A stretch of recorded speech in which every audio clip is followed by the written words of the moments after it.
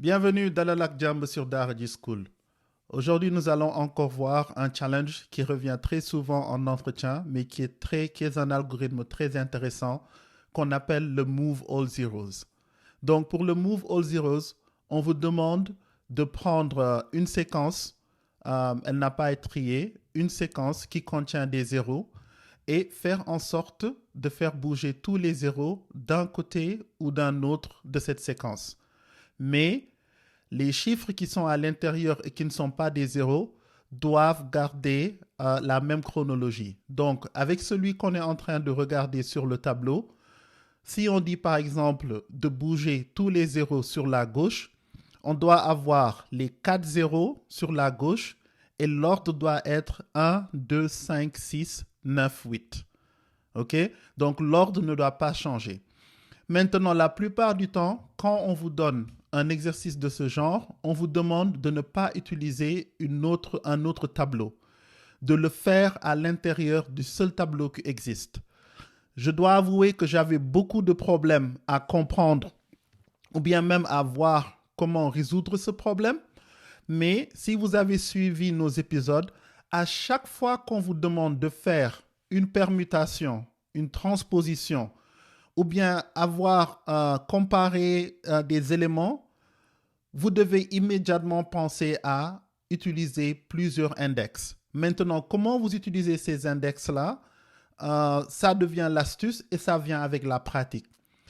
Ce qui m'a permis de pouvoir résoudre ce problème, je lui ai trouvé un exemple qui colle et qui a permis pour moi de pouvoir trouver une solution pratique par rapport à cela. Ma solution, je l'appelle, par exemple, ce challenge, je l'appelle celui de l'hôtelier et de son assistant. Donc, imaginez-vous que vous êtes dans un hôtel et qu'il a un nombre défini de chambres et à un moment ou à un autre, il a besoin de mettre toutes les chambres qui sont vides d'un côté et les chambres qui sont occupées d'un autre, mettant tout en respectant l'ordre établi. Et vous pouvez vous imaginer que dans un hôtel, il ne va pas aller construire de nouvelles chambres sur le coup, il va simplement devoir utiliser les mêmes chambres dont il dispose. Donc ça, c'est le problème de l'hôtelier. Et en mettant cette contrainte avec un exemple sur lequel on peut, on pourrait s'imaginer dans la vie réelle, on voit qu'on n'a pas le luxe d'aller créer de nouvelles chambres. Donc, ce que nous sommes en train de montrer sur ce tableau-là, ce ne sont pas de nouvelles chambres, c'est les mêmes chambres, mais pour l'exercice, on est en train de vous montrer comment vous allez dérouler. Donc, en bleu, disons qu'on a l'hôtelier, et en vert, les deux points-là, on a son assistant. Donc, qu'est-ce qu'il va faire? Il va aller ouvrir chaque chambre et voir s'il y a un occupant. S'il y a un occupant, son assistant va prendre cet occupant et dire « Ok, je vais vous mettre dans la chambre qui est disponible. » Ok? Donc, dans ce cas précis que nous regardons, ils arrivent à la dernière chambre et il y a un occupant qui est le numéro 8. Et il fait signe à son assistant, il y a quelqu'un ici, mais il n'y a pas d'autre chambre. Donc, 8 peut rester en place. Donc, l'assistant va marquer 8, dernière chambre. Voilà. Donc, 8 juste reste à sa place parce qu'il se trouve être dans la dernière chambre disponible et il est le dernier chiffre qui est disponible sur cette séquence. Donc, là, puisque l'assistant a déjà marqué cette chambre, l'assistant que cette chambre a été déjà remplie, donc tous les deux, ils vont aller maintenant vers la gauche. Donc, d'abord, l'hôtelier, il va aller voir la prochaine chambre et il dit, bon, il n'y a personne ici, mais l'assistant sait que là où la position où il se trouve, il y a déjà une personne, donc lui aussi, il bouge. OK? Maintenant, l'hôtelier vient et voit que la chambre est vide. Et il dit à l'assistant, OK, celle-ci, elle est vide, donc attends-moi ici, je vais aller trouver une autre personne, un autre occupant. Donc, l'hôtelier va encore vers la gauche et il trouve un occupant et il le signale à l'assistant et l'assistant marque maintenant que la nouvelle chambre, c'est celle qui se trouve à sa position courante. OK? Donc, il continue sur ce cycle-là. L'hôtelier bouge encore et trouve une chambre vide, mais l'assistant, puisqu'il a déjà rempli la chambre à la position où il se trouve, lui aussi, il bouge et il attend. Donc, l'hôtelier trouve pas de personne ici et il part. Ah, il trouve une personne et il dit à l'assistant, j'ai trouvé une personne. Et l'assistant dit, oui, je suis à une position où on peut l'amener maintenant. Donc, maintenant, il le transpose et il est à la position où se trouvait l'assistant. Et ce cycle continue et lui, maintenant, il bouge et il attend une fois de plus. L'hôtelier va vers l'avant et trouve encore une personne. L'assistant place la personne là-bas et il bouge d'une position supérieure ou inférieure dans ce cas puisque nous allons vers la gauche. Donc l'hôtelier, une fois de plus, va vers la gauche et trouve encore un occupant, le signale à l'assistant et celui-ci fait entrer la personne dans sa nouvelle chambre. Et maintenant bouge une fois de plus. Il bouge une fois de plus et ne trouve personne. Une fois encore, et ne trouve personne. Il bouge une dernière fois et trouve la dernière personne et une fois de plus l'indique à son assistant qui marque la dernière personne. Maintenant, l'hôtelier sait qu'il a atteint le bout de la séquence. Maintenant, qu'est-ce qu'il va faire? Il va simplement repartir vers la droite cette fois-ci à la rencontre de son assistant et confirmer maintenant qu'à chaque fois qu'il trouve une chambre, cette chambre-là sera vide jusqu'à ce qu'il arrive au niveau de son assistant. Donc là, il est à la première position. L'assistant d'abord bouge pour que les calculs ne soient pas faussés. Maintenant, l'hôtelier commence à bouger vers lui et dit « Ok, donc la première chambre, elle est vide. On le confirme. Je vais vers la seconde, elle est vide.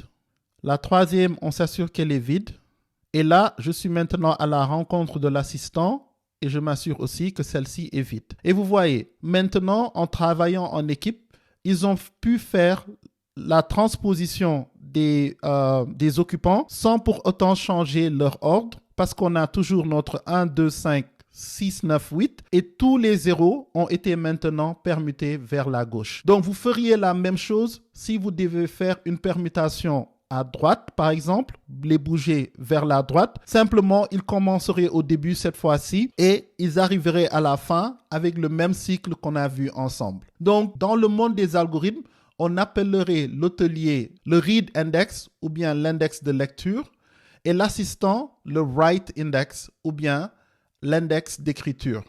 Donc, vous pouvez imaginer intuitivement qu'on aura besoin de deux boucles pour prendre en compte la première opération qui nous permet de respecter l'ordre des occupants et la seconde opération qui nous permet de remplir les chambres vides et de tout permuter vers la gauche.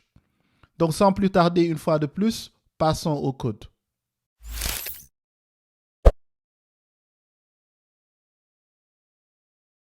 Ok, une fois de plus, passons au code. Là, nous avons déjà préparé un fichier qu'on a appelé movezeros.js. On a déjà la séquence qu'on a vue dans l'explication de tout à l'heure. Et là, si on fait notre code correctement, on doit pouvoir imprimer la séquence avec les zéros sur la gauche. D'accord. Donc, la première des choses, si on veut les mettre sur la gauche, on va commencer à droite avec notre hôtelier et notre assistant, ou bien notre read index et notre write index. Donc, la première chose, je vais créer une variable que j'appelle start, donc là où ça va commencer, et ce sera la taille de l'arrêt, array.length, -1, ok? Ça nous donne le dernier index. Maintenant, je vais réassigner, pas réassigner, je vais simplement créer read index, et il peut être égal à start, et également write index, qui va être égal à start. Là, maintenant, on a read index et write index. Donc, read index, comme on l'a vu, doit pouvoir aller de la fin du tableau jusqu'au début sans problème. Donc, on va mettre en place notre première boucle. On peut utiliser while ici et on va dire aussi longtemps que read index est supérieur ou égal, parce qu'on veut qu'il aille jusqu'au bout de la séquence, ou égal à 0, aussi longtemps qu'on a ça comme condition. Donc là, qu'est-ce qu'on fait? À chaque itération, on fait read index minus minus. Donc ça, ce sera à la fin de cette boucle. Maintenant, qu'est-ce qu'on veut voir à l'intérieur de la boucle? On va voir si l'arrêt à la position read index s'il n'est pas égal à 0, donc si on a trouvé un occupant, comme dans notre exemple, s'il n'est pas égal à 0, qu'est-ce qu'on va faire? On va prendre array à la position de write index, donc l'assistant, et on va lui donner la valeur de l'array à la position read index. OK? C'est le seul moment où write index doit descendre. Donc, il faut vraiment faire attention et ne pas confondre les deux. L'assistant ne bouge que quand on a trouvé, comment dirais-je, une valeur à la position où il se trouve. D'accord? Celui-là, il continue à bouger parce qu'il doit aller à la fin de la boucle. OK? Et la boucle, elle est là, c'est celle du while.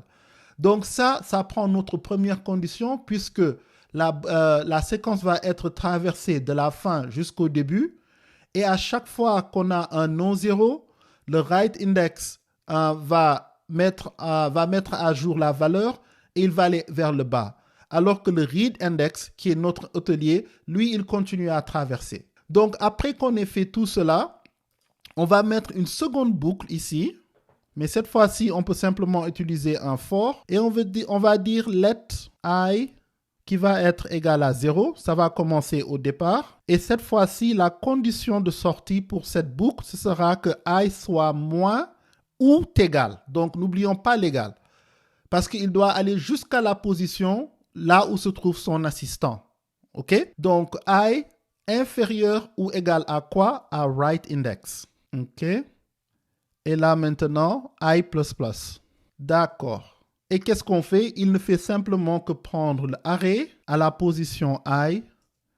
Maintenant, va être égal à 0. Donc, il va simplement remplir cette partie de la séquence avec des zéros. Donc, allons une fois de plus sur notre console et on va dire node move zeros. Et on a undefined. OK, ça nous rend undefined. Ah, OK. On a undefined parce qu'on a une fonction ici, mais la fonction ne retourne rien du tout. Donc, n'oubliez pas de faire un return of array. On a maintenant changé l'array, on l'a mis à jour et ça doit nous donner maintenant la nouvelle séquence. Donc, une fois mis à jour, revenons ici et repassons la même commande. Et vous voyez, on a 0, 0, 0, 1, 2, 5, 6, 9, 8. Juste comme dans le tableau qu'on avait un peu plus tôt. OK? Donc, voilà, ça marche. Donc, récapitulons rapidement ce qu'on a vu aujourd'hui. On nous a demandé de prendre une séquence avec des zéros à l'intérieur et de les permuter tous d'un seul côté. Soit sur la gauche, soit sur la droite. Donc, dans ce cas précis, sur la gauche. Ce qu'on a fait, je vous ai donné l'exemple de l'hôtelier et de son assistant. Et à chaque fois que l'hôtelier, qui est le read index, rencontre une chambre occupée, il fait signe à son assistant, le write index, pour pouvoir mettre à jour la valeur à cette position. Le read index, on doit s'assurer qu'il traverse toute la séquence jusqu'au début. Et le write index ne bouge que quand il a eu un match et qu'il peut aller à l'index suivant ou bien à l'index précédent dans ce cas, puisqu'il va de la droite vers la gauche. Et vous avez besoin d'une seconde boucle pour simplement faire le remplissage. Maintenant, j'espère que vous avez très bien vu et très bien compris ce challenge. Si ça vous tente, recréez la même fonction, mais cette fois, bougez les zéros sur la droite au lieu de les avoir sur la gauche et partagez vos solutions en commentaire ou bien à travers nos différents réseaux sociaux. J'espère que vous êtes déjà abonné sur notre chaîne. Sinon, je vous prie de le faire et d'activer vos notifications. À très bientôt.